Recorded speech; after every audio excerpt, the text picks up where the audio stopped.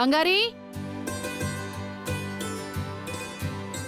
బంగారీ. అత్తయ్య చెప్పండి అత్తయ్య. ఇదిగో ఈ కార్డు తీసుకో. ఈవిడ సిటీలో పెద్ద డిజైనర్. ఈవిడ దగ్గరే వర్షిణికి డ్రెస్ కుట్టమని చెప్పాను. నువ్వు వర్షిణిని తీసుకెళ్లి మెజర్మెంట్స్ ఇచ్చేయి. అలాగే అత్తయ్య. వర్షిణి, వర్షిణి. అమ్మా చెప్పమ్మా. బయలుదేరు, టైం అవుతోంది. బంగారీ, మంచి టైం చూసుకుని బయలుదేరండి.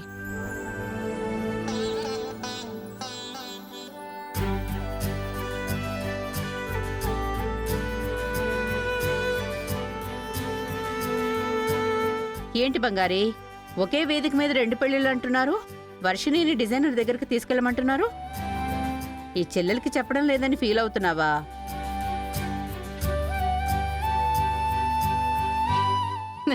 నీకొక మంచి సామెత చెప్పనా? పులిని చూసి పిల్లి వాతలు పెట్టుకుందంట. తన్మయి, నీ పెళ్ళి ఒకే వేదిక మీద జరగడానికి ఛాన్సులు చాలా తక్కువగా ఉన్నాయి.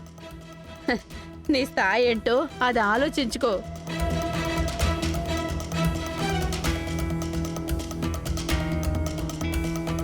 పిన్ని, ఇప్పుడెందుకు తాను మీరు దెప్పి పొడుస్తున్నారు?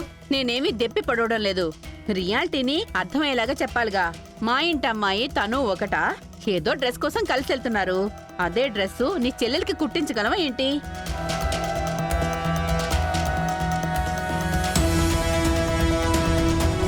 తను రియాలిటీ అర్థం చేసుకుంటే రేపు తన మనసు బాధపడదు కదమ్మా.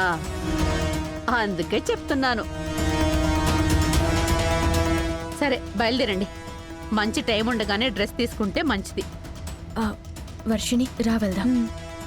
బంగారీ, ఇలారా. ఏంటత్తా? తను నీకేంటి సెపరేట్గా చెప్పాలా? వర్షిణితో నువ్వు బయలుదేరు.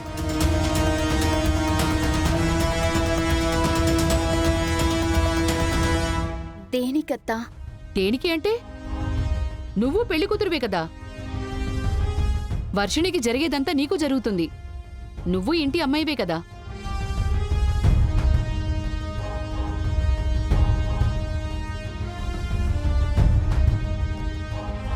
ఈ ఇంట్లో వర్షిణికి ఎంత హక్కుందో అంతే హక్కు నీకు కూడా ఉంది.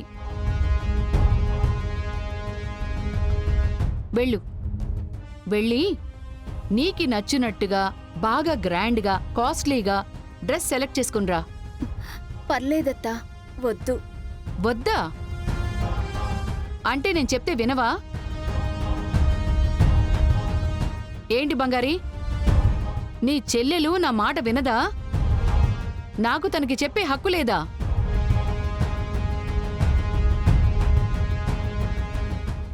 తను ఏంటి ఆలోచిస్తున్నావు? అత్తయ్య, నేను తనని తీసుకుని వెళ్తాను అత్తయ్య. తను ఈ ఇంట్లో ఎవరు ఏమన్నా ఏదీ చెవికెక్కించుకోవద్దు, అర్థమైందా? వెళ్ళిరా, వెళ్ళండి. రండి.